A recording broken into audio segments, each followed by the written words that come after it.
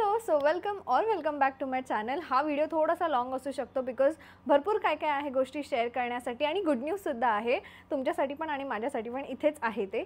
So yes, video start करायचे तुम्हाला थंबनेलवरनं कळालंच असेल. हा व्हिडिओ असणार आहे how I keep my hair healthy आणि माझे हेअर केअर टिप्स वगैरे हे सगळं मी या व्हिडिओमध्ये शेअर करणार आहे. बट त्याच्या आधी मी थोडंसं बोलतात ना, असं अचानकमध्ये चालू करायच्या आधी तुम्हाला सगळी स्टोरी सांगते की 2 वीक्स का नाही आणि काय गुड न्यूज आहे हे सगळं मी तुम्हाला सांगते. सो या थोडंसं जर तुम्ही इंटरेस्टेड असाल तर कीप वॉचिंग, नाही तर मग तुम्ही थोडंसं पुढे करू शकता डायरेक्टली मेन व्हिडिओकडे. सो येस, 2 वीक्स झाले मी काही पोस्ट करत नव्हती बिकॉज होळी होती आणि होळीसाठी आधी आमचा प्लॅन होता गावी जायचा. तर मग आम्ही आमच्या व्लॉगिंग चॅनलसाठी सगळ्या व्हिडिओज बनवत होतो, म्हणून मला ह्याच्यासाठी काही टाईम मिळाला नाही या चॅनलसाठी. आणि काही गोष्टी पण नव्हत्या. मी मिंत्रावरनं मी एक पोस्ट टाकलेली की मी मिंत्राचा हॉल करू की न्यू मी, आणि मी मिंत्रावरनं कपडे ऑर्डर केले.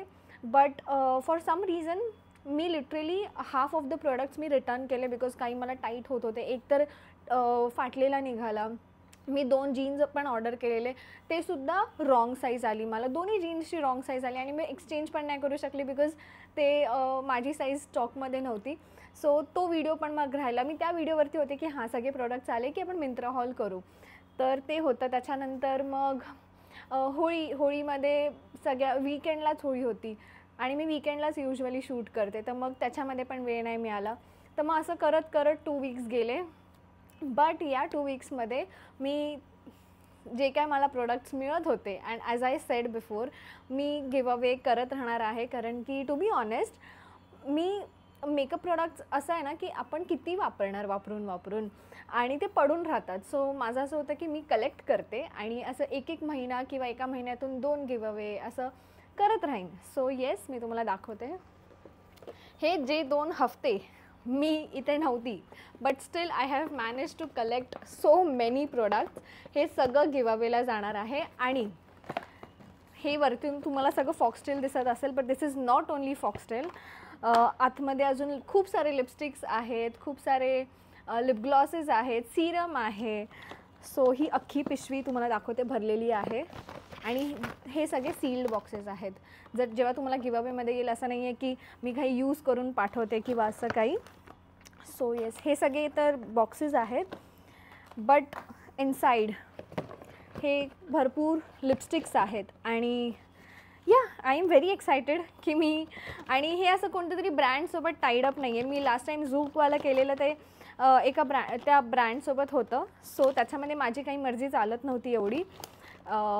बट या टाईमला हे सगळं एकदम इझी असणार आहे बिकॉज काही मेजर असे रूल्स नसणार आहेत की तुम्हाला इथे या फ्रेंड्सना बोलवायचं, हे काय नाही. Rules are very simple, just be regular. Okay, so सर्वात पहिले आपण स्टार्ट करूया हेअर टाईप. तर मी हा पॉईंट पहिला का ठेवला बिकॉज तुम्ही काहीही हेअर केअर करा, तुम्ही कितीही ट्रीटमेंट करा, काही करा केसांना, तुम्ही कोरियामध्ये जाऊन हेअर स्पा करा, काही करा, तुमचा हेअर टाईप जो आहे त्याच्यानुसारच तुमचे केस दिसणार आहेत. आता हे माझे केस असे सिल्की आणि असे दिसत आहेत कारण की माझे नॅचरली असे आहेत, माझे हेरिडेटरी तसे आहे. माझ्या मम्मीचे किंवा माझ्या पप्पांच्या साईडच्या ज्या पण बहिणी आहेत माझ्या, त्यांचे सगळ्यांचे असे केस आहेत सिल्की. आणि हे पण एक गोष्ट आहे की आमच्या सगळ्यांचे केस पातळ आहेत. जर तुम्ही बघाल माझा स्कॅल्प लगेच दिसतो आणि आता तर ऑइली आहे म्हणून तो जास्त दिसतो. सो कधी कधी असं ऑइलीनेसमध्ये असं वाटतं की अरे केस कमी आहेत किंवा असं काही, पण असं नाही आहे. लहानपणापासूनच माझा एवढा स्कॅल्प दिसतो. आणि नाव सिन्स आय एम एजिंग म्हणजे काय म्हातारी नाही, बट जसं जसं वय वाढत जातं तसं केस थोडे अजून कमी होत जातात. दिस इज व्हेरी नॉर्मल. पण कसं आहे ना, तुमच्या हेअर टाईपच्या नुसार तुमचं हेअर केअर असलं पाहिजे. आता माझे केस प्रचंड ऑइली आहेत. जसं मी तुम्हाला बोलली, this is not shine, this is all oil, जे एका दिवसात आलेलं आहे. मी काल केस धुतलेत सकाळी, ते पण कंडिशनर न लावून, फक्त मास्क यूज केला आहे आणि त्याच्यानंतर मी शॅम्पू यूज केला, त्याच्यानंतर मी काही नाही लावलं. स्टील माझे केस एवढे ऑइली झालेत, असं वाटेल लोकांना की मी किती ऑइल लावून निघाली आहे. बट स्टील अशीच जाते मी ऑफिसला वगैरे बिकॉज मला केस धुवायचे नाहीत, सर्दी झाली as I sed. So yes, माझ्या केसांमध्ये अजून 2-3 गोष्टी आहेत जे मी अशी आलेली पण अशी झाली. 2-3 गोष्टी आहेत ज्या खराब आहेत. खराब असं नाही म्हणता येणार, ज्या प्रॉब्लेमॅटिक आहेत थोड्याशा, की माझं खूप एक्सेसिव्ह ऑइल निघतं. त्याच्यामुळे हा जो पोर्शन आहे माझा, इथे ना कधी-कधी एकतर ना मला फील होतं की या साईडला मला केस कमी आहेत आणि मला कधी-कधी भीती वाटते की इकडनं मी टकली नको व्हायला. पण असं नाही आहे. मी यशला नेहमी विचारते की इथे टक्कल पडलं आहे का मला? काय झालं आहे मला? पण तो बोलतो की नाही, तिथे असं भवरा असल्यामुळे आणि मग ऑइली असल्यामुळे तिथे ना असं गॅप दिसतो स्कॅल्प. माझा स्कॅल्प भरलेले केस एवढे नाही आहेत, लांब-लांब केस आहेत. हेअर फॉलिकल लांब-लांब आहे, त्याच्यामुळे तसं दिसतं. काही मुलींचे एकदम जाड भरलेले केस असतात. So I don't know me he information का देते, बट ठीक आहे. आता तुम्हाला हेअर रिलेटेड, माझ्या केसां रिलेटेड व्हिडिओ आहे, हाऊ आय टेक केअर, म्हणून मला असं वाटलं की मी सगळ्याच गोष्टी सांगू की कसं काय सगळं आहे माझ्या केसांबद्दल. सो येस, आणि एक्सेसिव्ह ऑइलमुळे ना काय होतं की मला ना तिथे याच पोर्शनमध्ये, याच एरियामध्ये ना पिंपल्स असे येतात आणि ते खूप पेन करतं जेव्हा मी असं हात लावते. आत्ता पण मी नाही लावू शकत आणि this is for I think almost 9-10 years. मी ट्रीटमेंट पण घ्यायला ट्राय केलं, बट ट्रीटमेंटमध्ये माझं हेअरफॉल वगैरे सगळं थांबलं, पण हा इश्यू नाही गेला. तात्पुरता कधी जातो जेव्हा मी कंटिन्यू हेअर वॉश करते.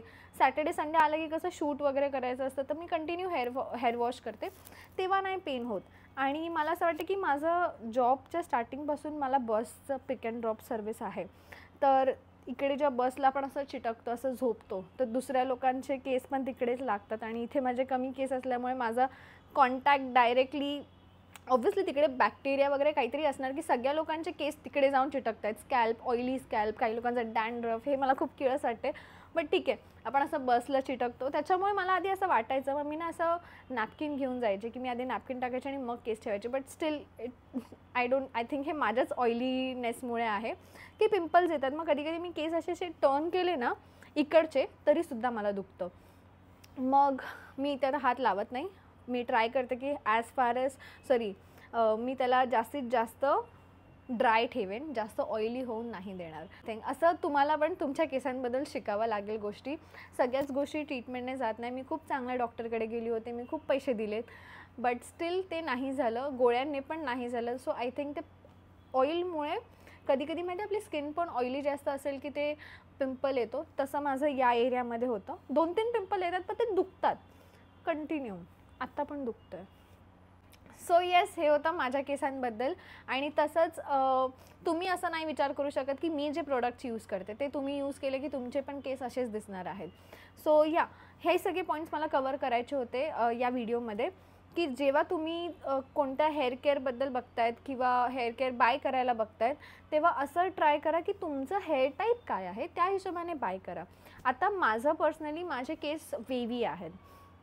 सो मला स्ट्रेट केस किंवा कर्ली केसांचे जे प्रोडक्ट्स आहेत ना, ते माझ्यासाठी खूप चांगले वर्क करतात. लाईक लिव्ह इन कंडिशनर, ह्या सगळ्या गोष्टी, कर्ल मॉइस्ट, हे सगळं माझ्या केसांसाठी खूप चांगलं काम करतं. सो हा व्हिडिओ करायचा माझा हाच पॉईंट होता की मी तुम्हाला काही प्रोडक्ट नाही शेअर करणार आहे, म्हणून मी हा व्हिडिओ असा असा सिट डाऊन व्हिडिओ टाईप ठेवला. बिकॉज जर मी कोणता प्रोडक्ट तुम्हाला दाखवला की हा प्रोडक्ट माझ्यासाठी काम करतो आहे, तुम्ही पण हाच घ्या, तुमचे केस पण असेच दिसेल, it will be not fair.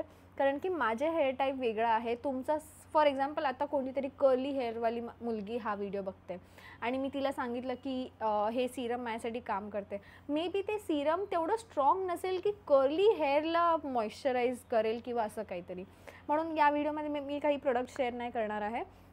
फक्त जेवढं मी नॉलेज कन्झ्युम केलं आहे हेअर रिलेटेड माझ्या हेअर केअर जर्नीमध्ये, ते मी फक्त इथे शेअर करणार आहे. फॉर एक्झाम्पल, माझे केस आहेत वेव्ही. आता हे तुम्ही खाली बघताय, माझे केस कधीच असे स्ट्रेट नसतात, वेव्ही असतात किंवा असे म्हणजे लगेच कर्ल होतात. असं 2 सेकंड जरी मी असं पकडून ठेवलं ना की ते लगेच कर्ल होतात. सो मी माझ्या केसांवरती स्ट्रेट हेअर सारखे काही प्रोडक्ट्स नाही यूज करणार. मी एखाद्या वेळेस कर्ली हेअरवाले प्रोडक्ट्स यूज करू शकते, बिकॉज त्याने माझे वेव्स अजून एन्हान्स होतात. आणि टू बी ऑनेस्ट, मी एक तुम्हाला सांगते, मला जे काही लोक हेअर ट्रीटमेंट करतात स्ट्रेट हेअरसाठी, असे एकदम पिनसारखे स्ट्रेट, ते मला खूप बोरिंग वाटतात. इन जनरल जेव्हा मी मुलींना बघते आणि ज्यांचे एकदम स्ट्रेट असे केस असतात ना, ते मला खूप असं बोलतात ना, त्याच्यात काही कॅरेक्टरच नाही आहे. नॅचरली ज्यांचे स्ट्रेट केस असतात ना, ते खूप ब्युटिफुल दिसतात. बट हे ट्रीटमेंटवाले स्ट्रेट केस असतात ना, ते खूप हेल्दी वाटतात आणि खूप शायनी वाटतात. But it is so boring. मला असं वाटतं की कर्ली हेअर, वेव्ही हेअर हे जे नॅचरल टेक्स्चर असतात ना, स्ट्रेट हेअरमध्ये पण जे नॅचरली स्ट्रेट हेअर असतात, लाईक प्राजक्ता कोहलीचे केस जसे आहेत, नॅचरली ज्यांचे असतात ना, ते नॅचरल केस जास्त चांगले वाटतात. ते तुमच्या पर्सनॅलिटीला एक तुमचं कॅरेक्टर देतं. आता मी कधी अशी कुठे गेली, 4 मुली आहेत ग्रुपमध्ये आणि 4ही लोकांचे स्ट्रेट केस केलेले आहेत. अरे तुमची एक बोलतात ना, एक केस म्हणून एक पर्सनॅलिटी. आता मला कधी कधी कॉम्प्लिमेंट्स येतात की तुझे केस किती छान आहेत, हे किती छान आहे. तसंच जेव्हा तुम्ही तुमच्या हेअर टाईपला एन्हान्स करता, तेव्हा ते जे आहे ना कॅरेक्टर, ते तुम्हाला तुमच्या पर्सनॅलिटीवरती असं छापलं जातं की ओ हिचे केस असे आहेत, छान आहेत.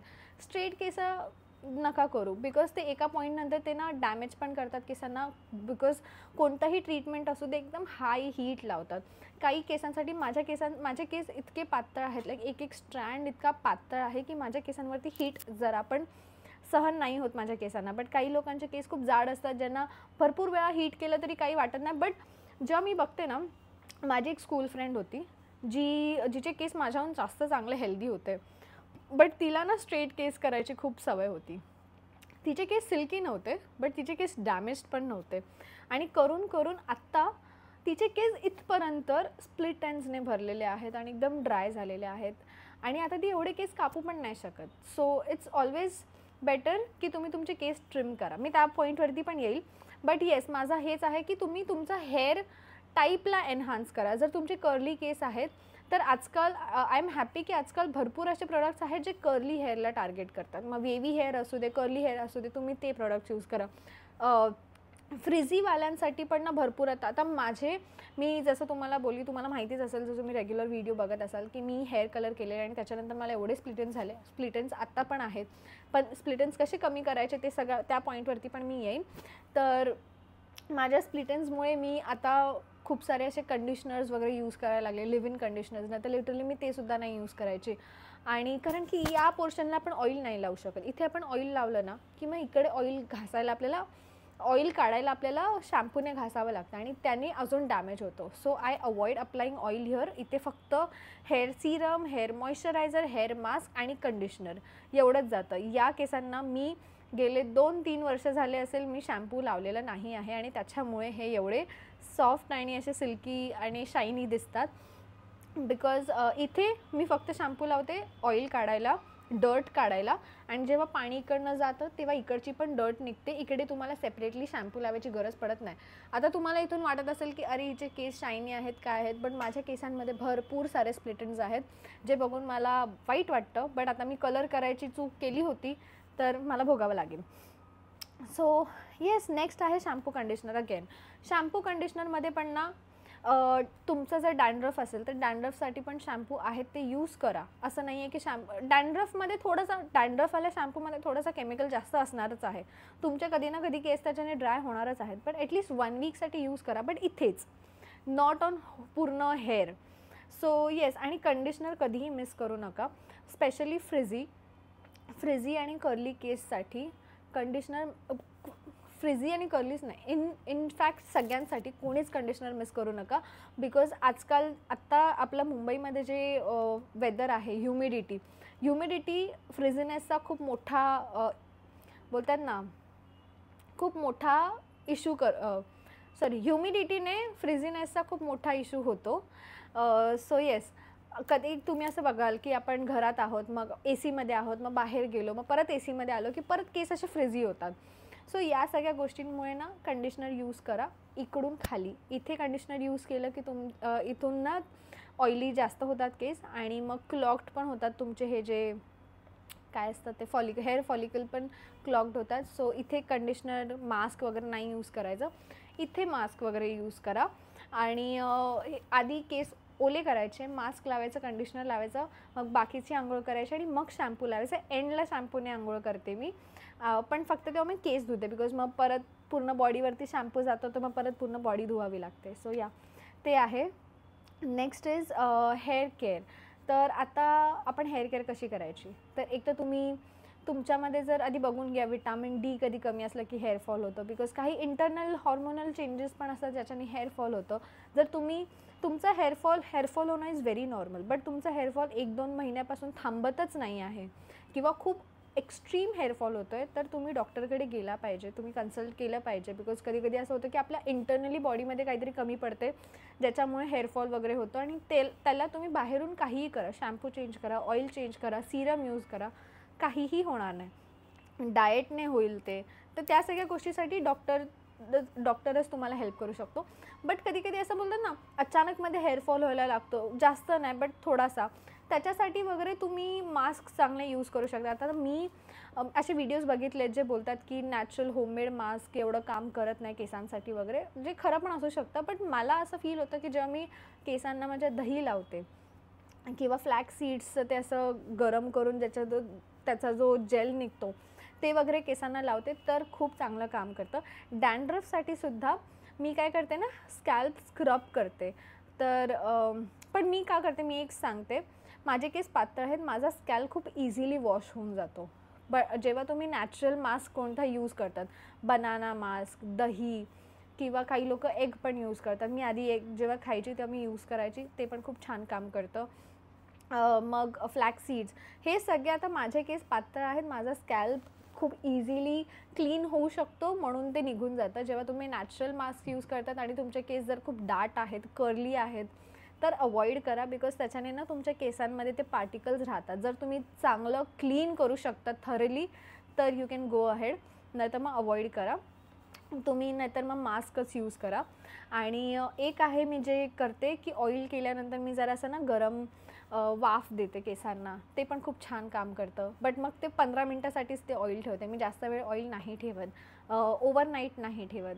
सो ते पण खूप चांगलं स्पासारखं काम करतं. कधी कधी मी काय करते, कंडिशनर लावलं किंवा हेअर मास्क लावलं तर असं जुना टॉवेल असेल त्याला गरम पाण्यात टाकते आणि पाणी पिळते आणि मग ते पण डोक्यावरती ठेवते, मग त्याच्या गरम वाफेने परत हे होतं. असं छोट्या छोट्या गोष्टी मी करते आणि ज्याच्याने केस सॉफ्ट होतात आणि जास्त असे हेल्दी फील होतात. आणि नेक्स्ट आहे हेअर कलरिंग.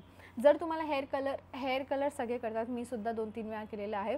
बट जर तुमचे केस फ्रिझी आहेत आणि तुमचे केस कर्ली आहेत तर आय वूड सजेस्ट की तुम्ही हेअर कलर करायला जाऊ नका. बिकॉज ऑलरेडी ज्यांचे केस फ्रिझी आहेत त्यांचे केस डबल ट्रिपल 10 पट फ्रिझी होणार. कर्ली केसांमध्ये असं होतं ना की तुमचे केस कर्ली होऊन जातात, मग जोपर्यंत केस तुमचे स्ट्रेट आहेत तो कलर चांगला वाटेल. नंतर मग कर्ली केसांसाठी आय फील जर तुम्ही कलर करताय ना तर तुम्ही कर्लीवाल्या केसांचा हेअर केअर केला पाहिजे. जर तुमचे चांगले असेल तर वेल अँड गुड, नाही तर कधी कधी आपण हेअर कलर करायला जातो, स्ट्रेट करतो आणि कलर करतो, बट नंतर परत कर्ली झाल्यावरती ते कलर चांगला नाही दिसत आणि प्लस अजून फ्रिझी होतात. कर्ली केस मी युजली बघितलेत आत्ता मुली खूप चांगली केअर घेतात बट आधीपासून खूप फ्रिझी होतात. सो येस, ते एक आहे. नेक्स्ट आहे स्प्लिट एंड्स. स्प्लिट एंड्ससाठी मी बोलते ना, मला स्प्लिट एंड्स जरा पण आवडत नाही. मला थोडे जरी स्प्लिट एंड्स दिसले मी हेअर कट करून टाकते. जसं मी लास्ट टाईम हेअर कट केलेला बट माझे स्प्लिट एंड्स गेले नव्हते तर मी घरात पण केस कापलेले. आता पण स्प्लिट एंड्स जात नाही आहेत बट मी आता थोडे कमी झाले बिकॉज मध्यंतरी मी स्प्लिट एंड्स काढले स्वतःहून घरी. तर स्प्लिट एंड्स कधीही कोणत्या सिरमने, कोणत्या शॅम्पूने, कोणत्या हेअर मास्कने जात नाही. स्प्लिट एंड एकदा आपला केस असा स्प्लिट झाला तर तो परत जॉईंट होत नाही ॲज फार एज आपण त्याला पूर्ण इथून कापत नाही.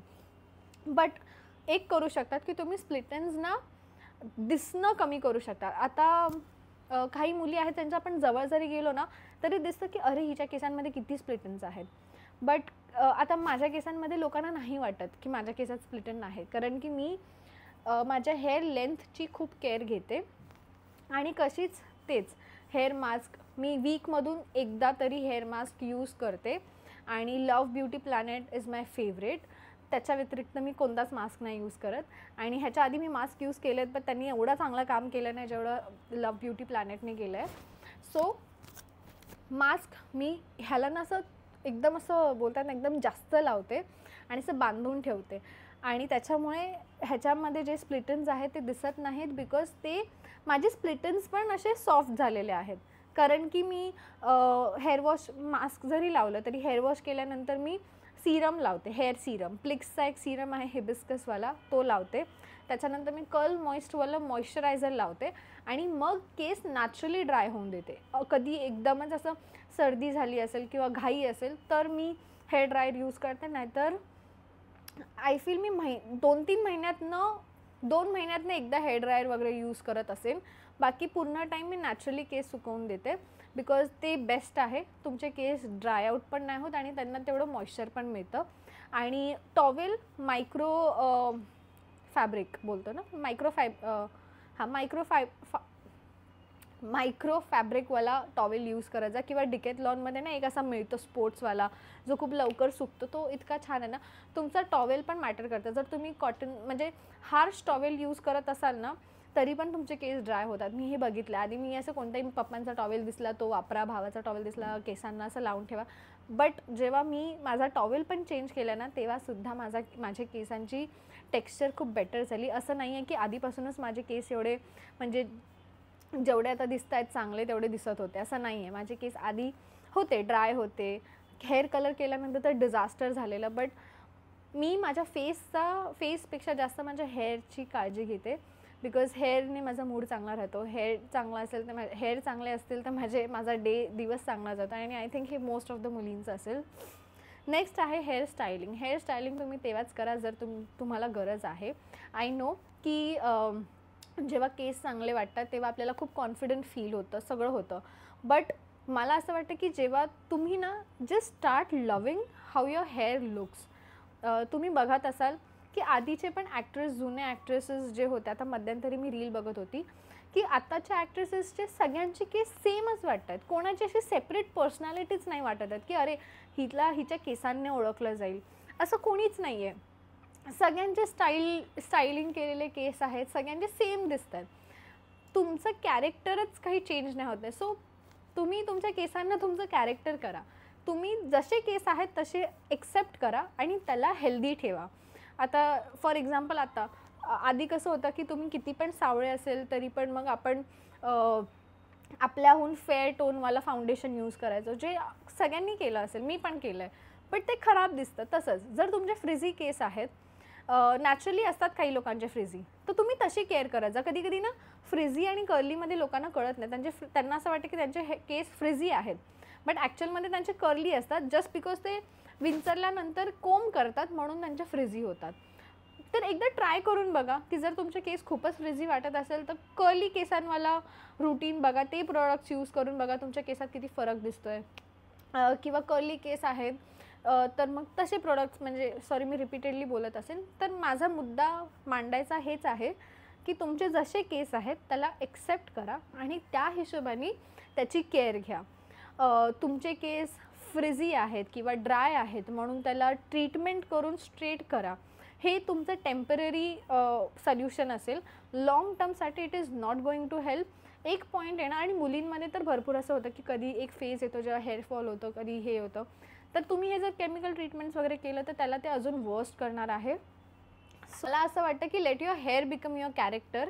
मला माहिती आहे असे स्ट्रेट केस नाही आवडत, मला असे फुललेले केस आवडतात. काही मुली आहेत ज्यांना कर्ली केस आहे, मला कर्ली केसवाल्या मुली खूप आवडतात. बिकॉज लक्ष कधी त्यांच्या फेसकडे माझं जातच नाही, त्यांचे केसच. म्हणजे आता माझी एक फ्रेंड आहे तन्वी म्हणून एक फ्रेंड आहे, तिचे केस मी तिचं ट्रान्झिशन बघितलं की आधी ती कशी केअर करायची आणि आत्ता कशी केअर करते. आत्ता ती लिटरली आम्हाला एकदा बोललेली की तिला 2-2 तास बाथरूममध्ये जातो जेव्हा ती हेअर वॉश करते. बट तिचे केस इतके सुंदर आहेत ना, हर एक कर्ल प्रॉपरली असा कर्ल्ड आहे, शायनी झालेत. आणि आधी तिचेच केस खूप ड्राय होते, रफ होते, बट आता एकदम छान झालेत. सो तेच होतं की तुमचे जसे केस आहेत तसे ठेवा, त्याला सुधरवायला जाऊ नका. जसे आहेत तशी काळजी घ्या आणि बघा तुम्हाला डिफरन्स कळेल. आणि जर तुमचे केस पातळ असेल तरीही ठीक आहे. आता मी बघितलं आहे की कटरीनाचे केस खूप छान आहेत, पण आलियाचे केस पातळ आहेत. बट आता तुम्ही आलियाच्या प्रोफाईलवरती जा, तिचे केस बघा आणि ती कशी स्टायलिंग करते बघा. तिच्या स्टायलिंगमुळे तिचे केस चांगले वाटतात. ॲक्च्युअलमध्ये तिचे ना एवढेच केस आहेत आणि इथे पण ना केस असे एकदम पातळ आहेत. मे बी हे डिलिव्हरीनंतर वगैरे झालं असेल. बट तुम्हाला जे सांगण्यासाठी मी एक्झाम्पल घेते की तिची पातळ केस आहे, ती ॲक्ट्रेस असून ती तसं स्टाईल करते. मग तसं तुम्ही पण सोल्युशन काढा की ओके पिंटरेस्टवरती सर्च करा की पातळ केसांसाठी कसे स्टायलिंग करू शकतो आता, असं सगळं. आणि अशा गोष्टी बघा. ते स्ट्रेटनिंग करून अजून केस डॅमेज होणार किंवा अशा सगळ्या गोष्टी करून अजून केस डॅमेज होणार. म्हणून मी हा व्हिडिओ ॲक्च्युली किंवा केमिकल वगैरे यूज करून तुमचे केस अजून वर्स्ट होतात. सो हा व्हिडिओ बनवायला पण मी थोडा टाईम लावत होती. तुम्हाला असं वाटत असेल की मी काय बकबक केली काय नाही, हेच कारण आहे की मला हा व्हिडिओ मी जास्त लवकर पोस्ट करत नव्हती. बिकॉज माझं असं काही हेअर केअर असं काहीच नाही आहे. जस्ट जे माझ्यासाठी काम करतं ते मी करत जाते. आणि मी पण शिकत आली. आधी मी पण मिस्टेक्स केलेत, सिरम्स बाय केलेत, जे असे 500-500 900-900 रुपयाचे सिरम्स आहेत, जे मी 2-3 वेळा वापरले असतील फक्त आणि पडून आहेत आणि ते काही काम नाही करत. मला असं होतं की माझं हेअर केअर रुटीन मी कायच शेअर करू. सो बेटर आहे की मला जेवढं वाटतं केसांबद्दल ते मी तुमच्यासोबत शेअर करेन. आणि yes, that was all. Hair styling was the last. तर अजून असं काही नाही आहे. आय एम सॉरी जर हा व्हिडिओ तुम्हाला खूप असा क्युअस वाटला असेल तर, बिकॉज काही असं पॉइंटर्स पण नीट बनवले नव्हते. खूप टाईमनंतर हा व्हिडिओ केलेला, सो ते बोलतो ना सवय निघून गेली. तर yes, that was all for today. ह्याच्यानंतर मी लिपस्टिक्सचा व्हिडिओ करणार आहे. आय डोंट नो मी कोणता व्हिडिओ करणार आहे, बट कोणता पण असेल त्यात गिव्ह अवे नक्की असेल. So keep watching and thank you for supporting. Bye bye.